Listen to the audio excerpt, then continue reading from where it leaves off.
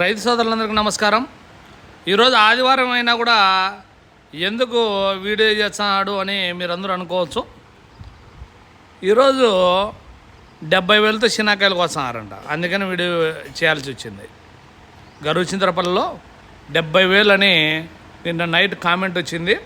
అవి కోస్తున్నారా లేదనేది నాకు అనుమానంగా ఉండి వీడియో మళ్ళీ ఇప్పుడు కన్ఫామ్ చేసుకున్న తర్వాత వీడియో చేయాల్సి వచ్చింది.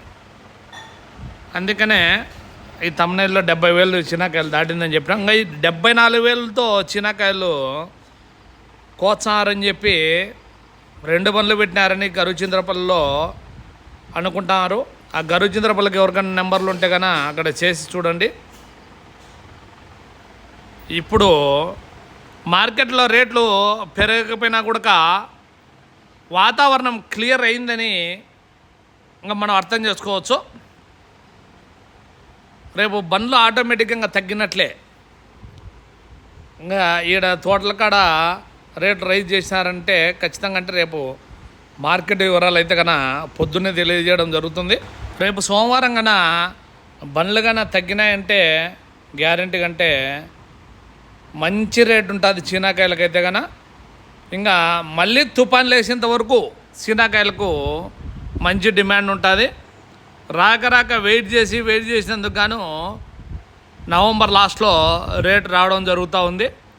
నవంబర్ నెల అంటేనే వణుకు పుడుతుంది చీనాకాయల రైతులకు ఎవరికైనా. కానీ ఈ తుఫాన్లు రేట్ రైజ్ అయ్యే ముందరంగానే తుఫాన్లు వచ్చాది. అది ఏమో నాకైతే అర్థమే కాదు. నేను ఎన్నిసార్లు గమనించుంటానో రేట్ రైజ్ అవుతుందిలే అని ఎవరన్నా కానీ కర్మజాలకు వ్యాపారస్తులు కానీ కాయలు కానీ కొన్నారంటే మార్కెట్లకు వేలకు తుఫాను. అట్లా 3-4 తుఫాన్లు వచ్చాయి.